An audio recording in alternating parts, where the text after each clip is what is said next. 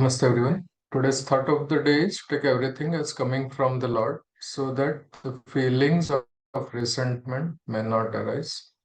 So we'll read that Commandment 7. This is from Commandment 7, and then we can listen to Pujya Sir's message related to it. That Sahaja therefore would mean that which arises from enduring the suffering process, accepting everything as a gift of God.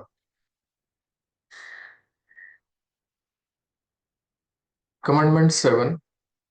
Be not revengeful for the wrongs done by others. Take them with gratitude as heavenly gifts. Almost all religions unanimously agree that whatever happens is the result of our actions. Nobody ever suffers in contravention of this principle. When such is the case, one will naturally be led to the conclusion that it is really the fate which he himself has built up. Truly speaking, we ourselves are the makers of fate. When we do something by applying our head and heart, we form impressions thereof at the base, which remain there in seed form till they are washed out by the effect of bhogam. The process of undergoing the effects. The bhogam is thus essential and indispensable. As a rule, nature wants to keep everything pure and crystal clear, just as it had originally come down in the beginning. Even the slightest coating veils its luster. This in itself, being a power, assumes a kind of life which we relate with our own karmas, actions. It is because we pose ourselves as the doers. This is very thought forces its impression. This very thought forces its impressions. When such thoughts get accumulated, they form numerous coils. The heat of thought contained in it promotes the growth of activity, which sets up a sort of boiling action in it. According to the law of nature, everything tends to go back to its source. Since owing to the continuous contact of heat, its heaviness grows unendurable. It becomes necessary for it to return to the origin in order to relieve itself of the weight. Things coming out from even smaller things get expanded when they find sufficient scope for it. The expansion is full with force according to the volume it covers, because the things which have sprung up naturally possess power. When this is the case, now it turns another phase and begins to cover all available space, affecting even the layers reserved for Bhoga. This leads to the commencement of sufferings. I have taken up the subject very briefly, though every point could in it could be further illustrated separately. The circumstances for the process of bhogam, which may be from internal causes or external, are thus created. The external help comes in the form of suffering caused by the wrongs done by others, against which the people generally poison their thought on account of their own ignorance. This is very improper because this action, having helped the process of purification, has in fact put you under a sense of obligation. When this is the case, the work done through an external agency, it may be any, has, in other words, rendered the function of a true friend. This may seem to be an uncommon approach, since this basic philosophy was never taken into account before, for the reason that it came out simply in the form of an advice to take everything as coming from the Lord, so that the feelings of resentment may not arise, and one may not lose nobility of character. Thus, it is quite evident that anything that comes to us for our ultimate good, may it be from any medium, fills our heart with delight and promotes in us a sense of gratitude. So, this covers the Commandment 7. So, he's explained the whole philosophy in very brief. So, questions, because this is very important, and I know that we all struggle in terms of implementing this command.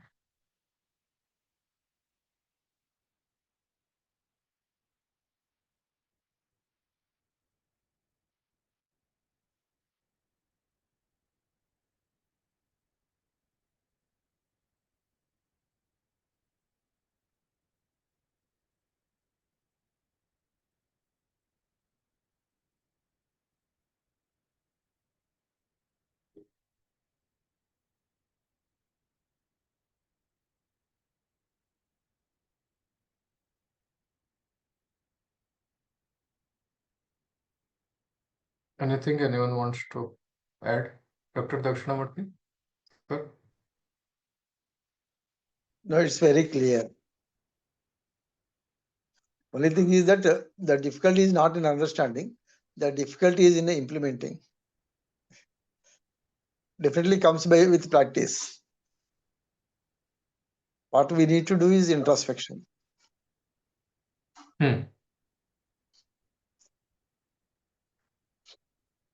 I think, and as we introspect, we also feel, right, where he says, right, that the thoughts gets accumulated, they form numerous coils, and then Right. it covers the whole space. And when we go through the book, it's like we feel very light. Exactly. Exactly.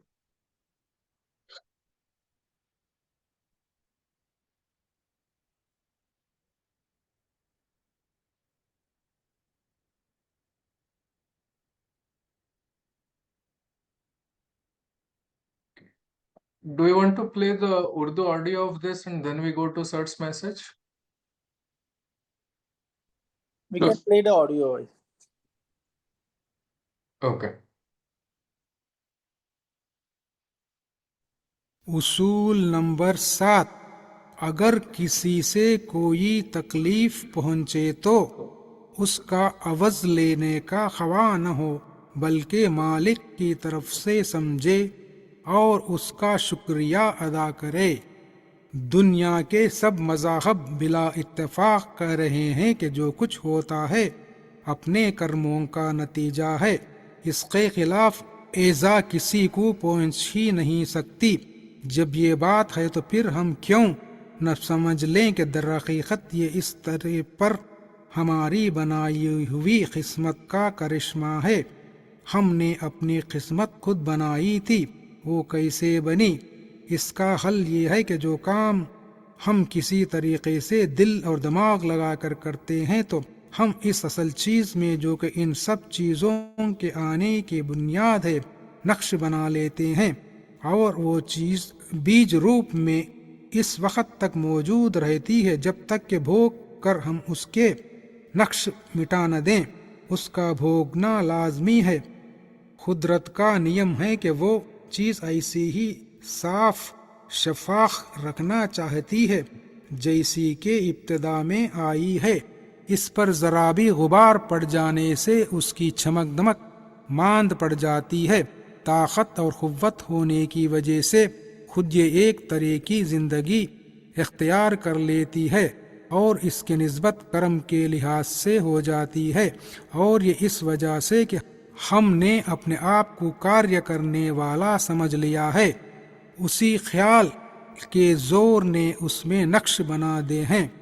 जब ये सामान काफ़ी तौर पर मुहैया हो चुकता है और इसमें काफ़ी बल पड़ चुकते हैं, उसमें ख्याल की गर्मी भी शामिल होती है, जिसका वजह से उसमें चैतन्यता और भी बढ़ जाती है। चैतन्यता बढ़ने की वजह से उनमें एक तरह का उबाल शुरू हो जाता है। قانون قدرت ہے کہ جو چیز جہاں سے آتی ہے اسی جگہ پر واپس ہونے کی کوشش کرتی ہے اور اسی طرف کو اس کے جانے کا رجحان ہو جاتا ہے جہاں سے کہ آئی ہے۔ اب اس چیز میں گرمی لگ لگ کر یہ حالت پیدا ہو گئی ہے کہ وہ اس بھاری پن کو برداشت نہیں کر سکتی، پس لازم ہے کہ وہ اپنے آپ کو خالی کرنے کی غرض سے اس جگہ پر جاوے جہاں سے کہ آئی ہے۔ چھوٹی چیز میں سے جب کوئی چیز برآمد ہوتی ہے اور اس کو جب کافی میدان ملتا ہے تو اس کا بھی پھیلاؤ وسیع ہو جاتا ہے۔ اب یہ پھیلاؤ جو ہوا ہے جسامت کی وجہ سے کافی زوردار ہوتا ہے۔ جب جسامت پیدا ہو جاتی ہے تو اس میں زور بھی اسی لحاظ سے پیدا ہو جاتا ہے کیونکہ آنے والی چیز میں قوت بھی شامل ہوتی ہے۔ جب یہ حال ہو گیا تو اس کی شکل اب دوسرے قسم کی ہو جاتی ہے۔ جہاں پر جگہ ہے انہیں میں وہ سمانے کی کوشش کرتی ہے اور ان پردوں پر اپنا اثر ڈالتی ہے جو بھوگ کے لیے محفوظ ہیں۔ بس تکلیف شروع ہو جاتی ہے۔ اس چیز کو میں نے بہت مختصر بیان کیا ہے، ورنہ یہ ہر خیال کی صورت جداگانہ دکھائی جا سکتی ہے۔ ایسی شکلیں پیدا ہونے لگتی ہیں، خواہ اندر پیدا ہو جائیں خواہ باہر سے ان کو مدد ملے۔ مطلب سب کا یہی ہوتا ہے کہ وہ چیز کسی طرح سے صاف ہو جاوے۔ بیرونی مدد جو اپنے کرموں کے بھوگنے سے ملتی ہے اس کو لوگ دوسرے کی طرف سے عزت رسانی کا خیال باندھتے ہیں اور ناواقفیت کا وجہ سے جس بیرونی چیز سے ان کو بھوگ میں مدد ملتی ہے اپنا خیال اس جانب سے خراب کر لیتے ہیں۔ یہ بالکل بے جا ہے، اس لیے کہ در حقیقت اس نے اس چیز کو صاف کرنے میں مدد دی، گویا اس نے ایک گناہ احسان کیا۔ جب یہ بات ہے تو واقعی طور پر اس بیرونی طاقت نے کسی کی بہت مدد دی، دوسرے معنی میں اس نے ایک دوست کا کام کیا ہے۔ اب چونکہ عام طور پر اس حد تک خیال نہیں پہنچتا اور نہ اس فلسفہ پر کوئی غور کرتا ہے، اس لیے یہی کہہ دیا گیا ہے کہ اس چیز کو اپنے مالک کی طرف سے سمجھے تاکہ وہ دل میں دشمنی کا خیال پیدا نہ ہونے پاوے اور شرافت سے کسی حال میں گر نہ جاوے۔ جو چیز کی بہتری کے لیے کسی شخص کے ذریعہ سے آئی ہے دل بے اختیار اس سے خوش ہو جاتا ہے، بلکہ یہی حالت شکریہ کی کہی جا سکتی ہے۔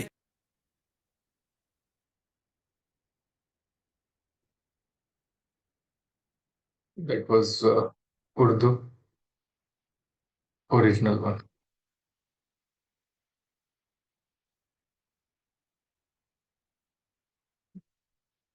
Any questions?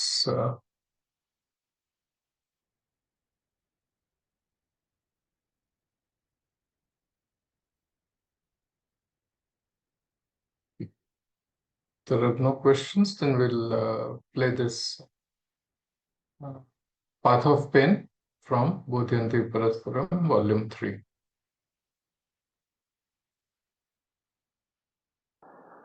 One of the meanings of the Sanskrit word saha is to endure, to go patiently through hardships without rebelling. Sahanamu. This saha means the process of enlightenment has always been held as an unquestionably painful process. This enlightenment comes only after disillusionment about the permanency of objects and relationships we have somehow got involved with. Sahaja therefore would mean that which arises from enduring the suffering process, accepting everything as a gift of God. The attitude of taking miseries and blessings for our good is cultivated only through assiduous practice, and this obviously is not a gift which many seekers somehow feel they are entitled to. So this is one of the constant wings of many of the abhyasics. They will say, "Sir, give me that, give me that." please bless us with that condition of even taking this. Enable me to take the pains. We are not prepared to put up with it. It's a very peculiar request many abhyasis have got. This habit they have to cultivate. It is not something that God will give. Give that habit, sir. It will not. We have to learn that. This is to get which many seekers somehow feel they are entitled to. Genuine spiritual life and progress in the same has never been popular and never will be, because most people are unwilling to open and to accept pain. I find Master's greatness from a very practical angle is the acknowledgement of pain or suffering or misery in life and sharing his agony and pain. This was the first noble truth of Lord Buddha. This acknowledgement of pain and suffering as a true of life is a fundamental to spiritual growth. That these sufferings arise out of desires and wishes is a knowledge one gains in the process of spiritual development. Master says there are miseries all around for the embodied one. Even then, we remain so much attached to the body that this thing does not forsake us up to the end, and we even wish to be born again. It matters little that the wish is for being born in a prosperous home or in a royal family, since as soon as the name individualized existence has arisen, my brethren, misery would start in however subtle mold it might be cast. For any sadhaka, it is obvious that our pain is the breaking of the shell that encloses or covers as a veil our understanding.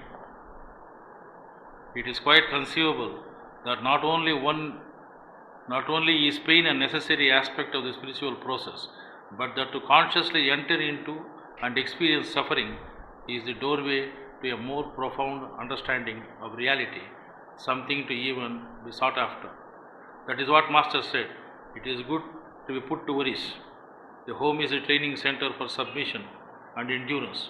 To put up patiently with the day-to-day events of life is the highest form of penance and sacrifice. So instead of anger and resentment, one must cultivate in himself a meek temperament. Meekness refers to that feeling of mind in which, on being rebuked by others, one feels his own self to be at fault, and for which he has to yield to what is meted out to him. For others, aloofness, solitude, dissociation might be the means for cultivating contentment, endurance and freedom from the entanglements of life. Whereas for us, to put up with the taunts and rebukes of the family, friends and society is the greatest form of penance and sacrifice. In fact, in spirituality, we understand through, of course, a very painful process, that the things which we considered as pain and that which we considered as cruel and demonic is in fact the very thing that is the very door of liberation. These are the thorns that lead us to the flowers of the garden, as Master puts it. When we feel ourselves to be the doer, difficulty comes in the way. Of course, thistles and thorns also bear beautiful flowers which please the eye and fill the heart with joy. Even so, in case God is a flower of his own tree, we enjoy God and not the tree to that extent. There is in reality no other way out. The circumstances that we consider as generating pain in us, in fact, only generates heat, and that is felt as pain. It is heat of reality that is not pleasant to the uninitiated in spirituality.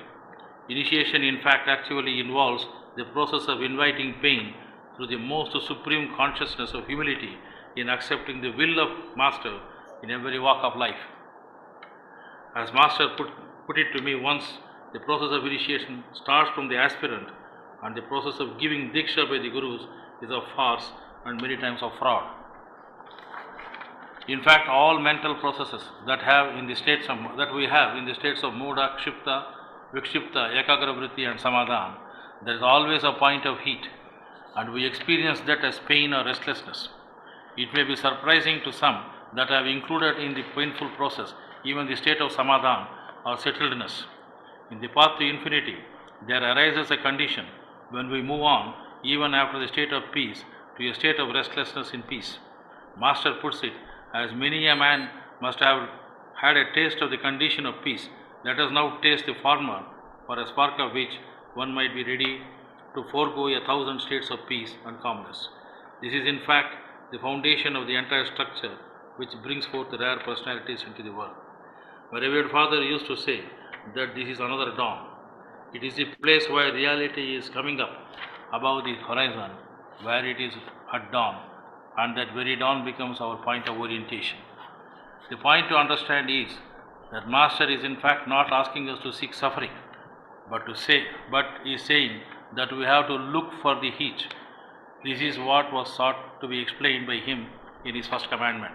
And this of course gets understood only by those who are blessed with the condition of that heat at dawn, a heat that is not that of the celestial star sun, but that of reality. That is the heat of activity nearer the center or thumb. The state becomes totally unattainable without going through suffering and pain. We learn that pain is the great teacher or guru who, through the lessons of tolerance and fortitude and gaira, teaches us to appreciate and love the heat of reality. For those who are not advanced, but yet get glimpses of the condition obtaining in the central region, it is common to feel the uncomfortable feeling in the occipital prominence. In a reasonably successful person, there is a huge area of self-satisfaction, and so far so good. But then, when difficulties and miseries engulf him, there develops an area where there is a crack in the door of the ego, and it is through that crack alone does the bright light come, and it is not all that pleasant in the beginning. It is in fact very irritating. Slowly, when the cracks increase and more light starts pouring in through the crevices in the ego, we start learning to look for the same with eagerness, and are in fact wait for such light beams as may drown us. From this state we learn that the light is really inviting us to find our way out, and we find the doors of the ego are now open to go yonder. This is one of the most important lessons in sadhana, to look for the crack in the shell of the ego, where there is a bright light coming through. It is too bright, and it is irritating, and it is painful, but that is the way out. If we do not do this exercise ourselves, the masters help us making the cracks bigger and larger through lessons that are equally painful to learn and understand. Many miss the opportunities provided thus because the thickness and roughness of their shells. Thus, the very thing that spiritual aspirants as well as other people should seek but tend to avoid is the exit path of light that is thrown open through the crevices and cracks in the shell of ego. Paradoxically, this is what everyone desperately claims to want to locate. In the practice of PAM, the experience of light is not uncommon even for the beginners. This is had by just sitting with an open mind, waiting for the divine light to find its way through the ego shell. It does come, we know. In the process, all the dirt and unwholesome ideas and desires are basically thrown up. Instead of keeping quiet, we seem to run in search of our broom to sweep them away. They are inconvenient and unpleasant, but they are ours, and we should learn to sit quiet in their midst and in fact live through it. This pain in meditation and in real life is something we should stoically endure. When Master said, "Be unmindful of the thoughts that arise during meditation and treat them as uninvited guests," he was asking us to develop this attitude of tolerance to our own mistakes and follies, which fry up through the crevices in our ego structure during meditation. When Master said that in the past saints sought for pain as against the present day attitude of shunning it, he was emphasizing the fact that this pain is so crucial to one's spiritual understanding that if one is not in touch with it, their practice should be intentionally look for and relate to the pain in any situation. When pain is understood as a means to develop humility, which in turn makes us remember the Master,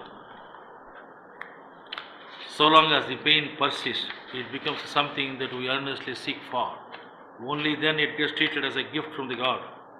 Such an awareness of the pain as a blessing is what the Master was emphasizing in the fifth commandment. It may be surprising if I were to say that in our tradition, pain is the vanguard of enlightenment. Pain is ego's response to reality.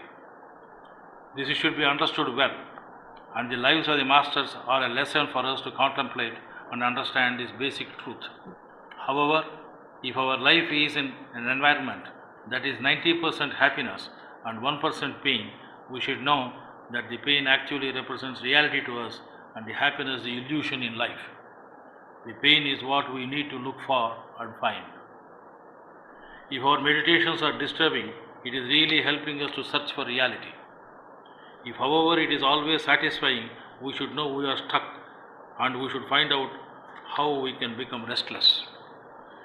We should understand the content of consciousness during meditations and in other situations and be aware of the whole context and should not try to perpetuate the blissful or peaceful condition.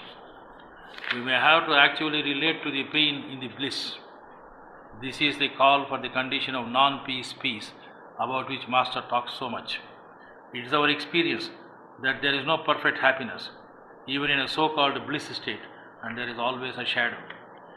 I know that every time I have experienced something like bliss, there was at least the fear or apprehension of losing it somewhere on the periphery of that experience.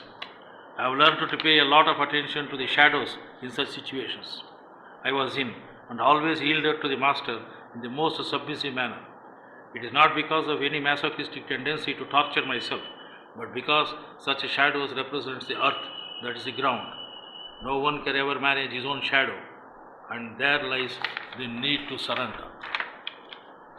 We find that pain is not only the way out, but the way in and down. That is the reason thinkers like Plato have asked us not to look up the screen to which the light is getting projected, where we see our own shadows, but to turn back to the sun from whom the light is emanating.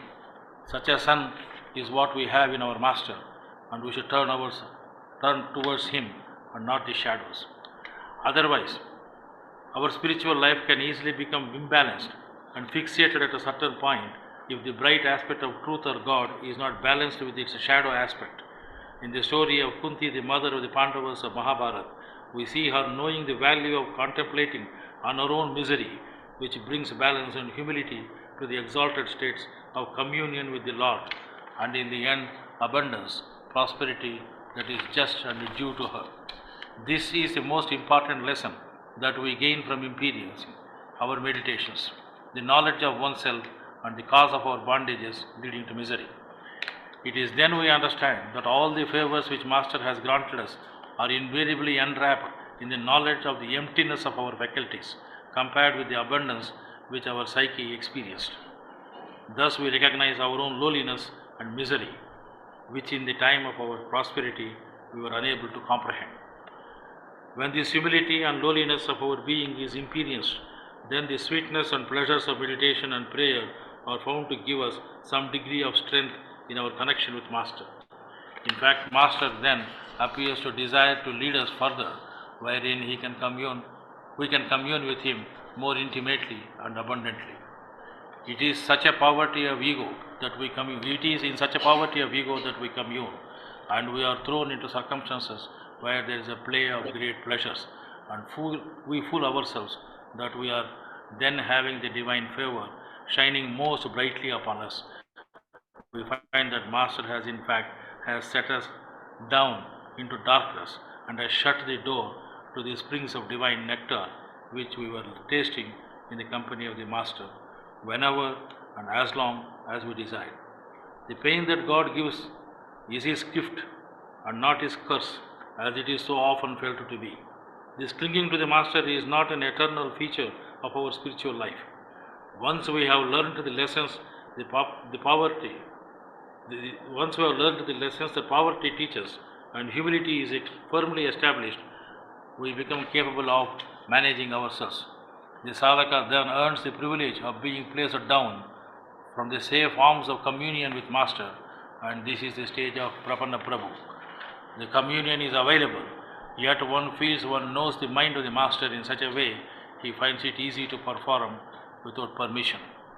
One cannot have a full spiritual life if one has not come to terms with pain. Life is painful anyway. Pain can be temporarily evaded or drugged or resisted, but it cannot ultimately be avoided. There is pain in neurotic suffering, which is the way we ordinarily think of pain. And there is also pain of suffering for master or suffering with humanity. They are very different types of suffering, but both are suffering. And whereas neurotic suffering only perpetuates itself, suffering for master or enlightened suffering serves all of humanity. Many harbor the belief that in order to serve humanity, one must know humanity. In fact, one needs to know the divinity to serve humanity. This is an important aspect of life that tends to be neglected by all. By realizing the potentiality for divinity in every human being, we attend to the task of developing the divine resource in humanity. Verily, in that lies the solution to the problem of human beings, almost living in continuous warfare, conflict and strife. We need to explore great depths of suffering and the causes thereof, so that the problem of life is squarely dealt. That is what Master taught. The Master said, many of the associates write to me about their troubles and want me to remove them. To them, as also to others, I would say that the trouble reminds us of its silent stage. We get comfort in the state of discomfort. We remember it when its opposite is there. In this way, we develop forbearance and a little bit of peace also. Our sufferings are due to the binds that we have in the various planes of our existence. We have the divine realm of love, and that is our plus point. We need to strengthen the same. We also have the human realm, which comprises of jealousy, hatred, and a host of other negative intentions. We have the realm of the animal, the hungry ghost realm, and possibly a hell realm too. The full range of human experience is included in such realms. All civilizations so far have only tried to explore the realms other than the divine all these ages, and we are still exploring them. The more we explored into the non-divine realms, the more we have ourselves got exposed to the dangers of those realms, and we have as if put a time bomb on our pockets to annihilate ourselves. The modern day phenomenon of human time bombs, just to seek satisfaction of hatred and animosity, are only a tip of the iceberg. This type of suffering grants no spiritual lessons unless we remember the pledge of our Master that the things will change for the better, and he is there to ensure human progress into the divine realms. The limits of human degradation need to be known and felt before a conscious decision is taken to change for the better, and that is quite a lesson for us to learn. We have to go through all of these experiences in order to be helpful to other people. We need to know the limits of suffering and also the limits of endurance. Then only we can claim a certain amount of eligibility to help others. If we are resistant to suffering, what endurance can we teach to others? If we were looking for some kind of state of mind, call it state of bliss only, and do not know anything of the suffering during and after meditation, we will be least fitted for a serious study of the states of meditation and consequent exercises in imperience. If someone were to ask me, have you ever been in the state of confusion, struggling with lower order mental vrittis, my answer would be, of course. If anyone further asked me, what did you do then? My answer would be, try to stay there, ignoring all the thoughts than the divine light, which anyway was not there. I understood that attitude is staying with reality, whatever it might be. I have a lesson learned there, and if I can be settled in such a state, I can be in any other place and any circumstance. To remain fixed on the thought of the divine light when we are bombarded with impulses emanating from the lower animal and ghost realms of consciousness are tough. This suffering is the worst mental plane suffering that we learn to endure with the help of the pranahuti in our system. But that does not by itself nullify the suffering, and in fact we learn to appreciate and evaluate the spectrum of suffering we have, and thereby develop a stoic attitude along with the development of faith in the Master. The lesson that is taught is such a suffering during meditation is to be in the thought of the Master, the only thing that is to be learned. We learn very few things that really matter. We need to learn only to be with our Master as He wills, not as we will. It is really all the grace of Master that such experiences are given. That it is felt by us as pain or suffering is our reaction to the heat of such learning. In all this He reveals a part of Himself, and sometimes we are allowed to witness a little bit of it, a peep into it, but most of the time nothing that we understand.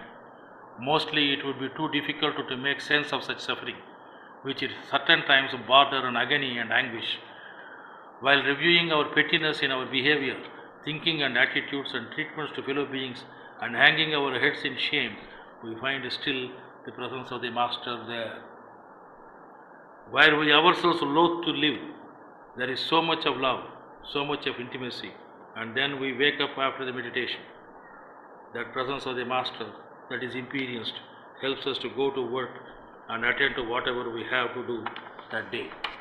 It is often funny that when we get too far in this path and live in a state of constant remembrance, where the Master's presence is felt, we get a knock at the door and we are given a tax bill that needs to be cleared immediately.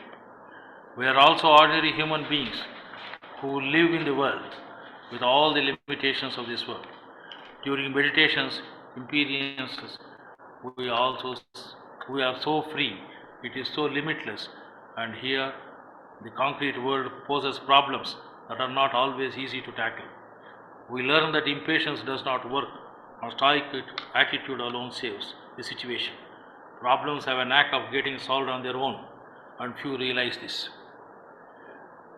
Or more appropriately, it is time that heals all wounds and solve all problems.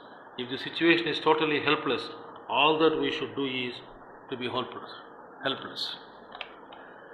We need to stand naked before God, Master, and He knows what to do. Many sadhakas entertain an idea that with the spiritual life there will be an increase in the amount of happy experiences and a decrease in the amount of unhappy experiences in life. Most often it is the other way about. In fact, there is nothing like happy and unhappy experiences. For a sincere seeker, the difference is in the way in which he lives those experiences. In such cases, the whole mental sphere is oriented to the Master and no concern for self and its pains and pleasures. The roots of pain then remind us of the Master as also the result, the flowers. The pain then is no torture and the fragrance is no pleasure. In such a state of balance, and not only in such a state, we can say that the fragrance of the flowers of the Chit Lake, which is turned towards the divine, always is experienced. Thank you.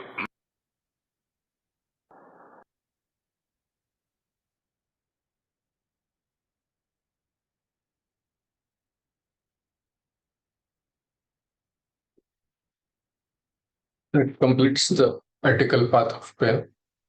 Any comments, questions?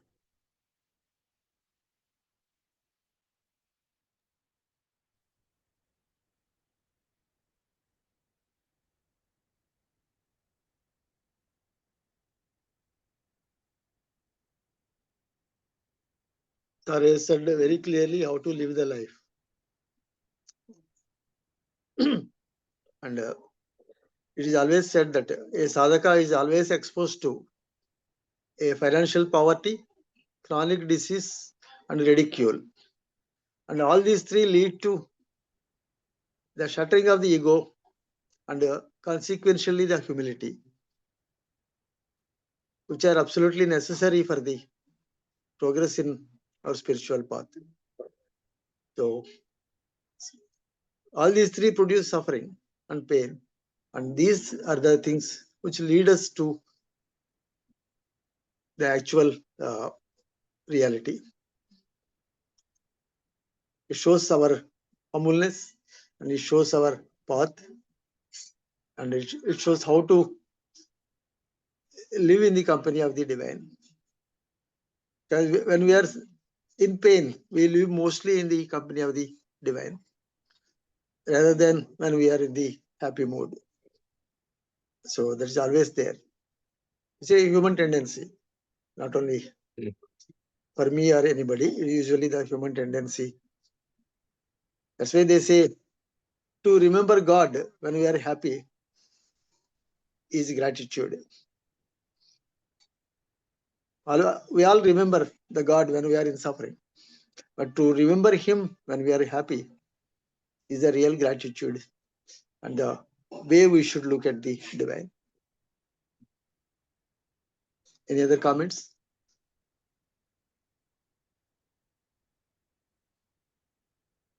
And the other thing is mainly we should look for those pain in the meditation, right? So it says that if the meditation is always happy or good, right, then that means that we are stuck. So Right.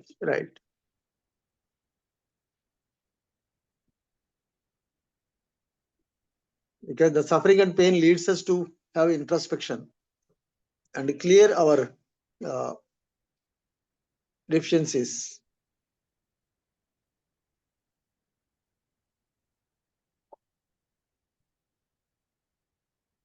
it mentions about the suffering at the mental plane, right? When we are bombarded with the impulses from the lower animal thoughts. Exactly.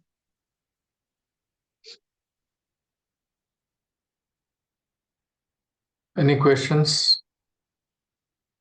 This is very practical thing. So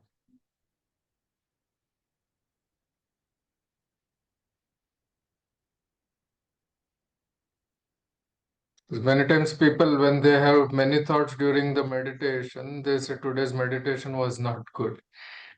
And sir clarifies that actually that meditation is much better than just having a continuous meditation where we are feeling good. We are feeling happy and seem to be in bliss. Yeah. That means we are stuck. That's what Sir says.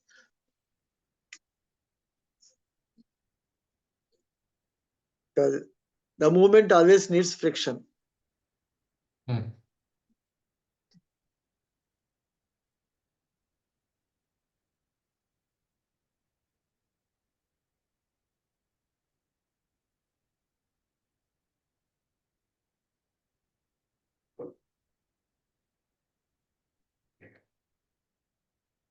So if there is nothing, then we can end for today. We'll meet next week. Thank you. Namaste.